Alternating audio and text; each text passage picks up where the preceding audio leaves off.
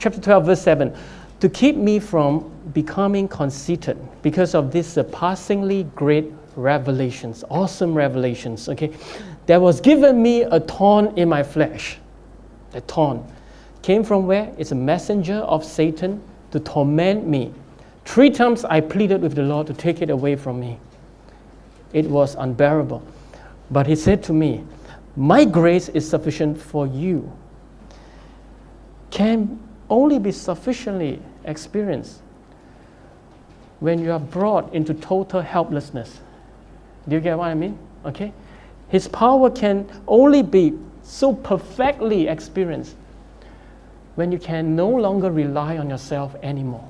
Verse 9, therefore I will boast all the more gladly about my weaknesses so that Christ's power may rest on me. That is why, for Christ's sake, for His glory's sake, I delight in weaknesses, in insults, in hardships, in persecutions, in difficulties. For when I am weak, then I am strong. Now, listen, people, Christians, though we belong to the light, we live in the midst of evil, okay? And evil does come upon us. Trials, temptations, and disobedient spirit do sneak up on us. So the thorn that came from the messenger of Satan is a representation of evil. It can be anything. It could be an illness. It could be a persecution, you know. It could be probably a part of us still struggling with sin. You know, some people are just wired towards certain weaknesses.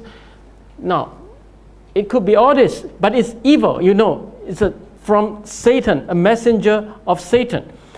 But listen, why is it evil? Now, I want to bring you to understand this. Because it is here to strip us of our faith. It is here to reveal our weaknesses and our helpless temperaments in order to shame God and to shame us. And Satan always do that. He knows how fragile our humanity is. That's why and God allowed. And strangely, you don't know why. Why God, you have to allow this? And then Satan come with the thorn, and I suffer in misery. And what good does it do to you? You know, that kind of thing. We always ask this question. Now, but over here, I want to give you the answer. Over here, Paul has learned something really awesome about the gospel. He realized that the gospel is designed in a way to win over evil by letting evil bring us into total helplessness. So much so that we have to empty everything about this big I. I can. I know. I am able. I could. You know, this. So, you see, I say it again.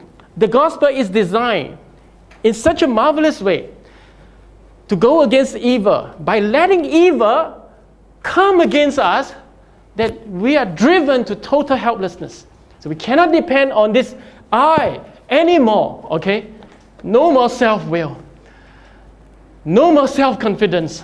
No more. It's only Christ. And during then, what happened is then Christ. I'm nothing. I'm just trust in your grace. That's all. And right there, Christ's power will work in me to lift me up. That is the power of the Holy Spirit. So instead of becoming self-resilient, you become Christ-resilient. Instead of self-confident, it's Christ-confident now.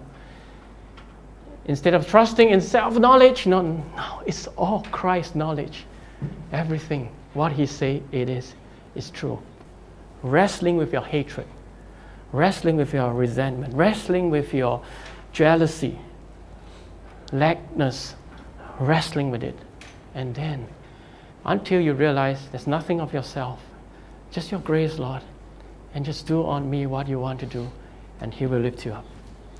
Then you realize another you will arise inside you, and that is the Christ-centered person, you.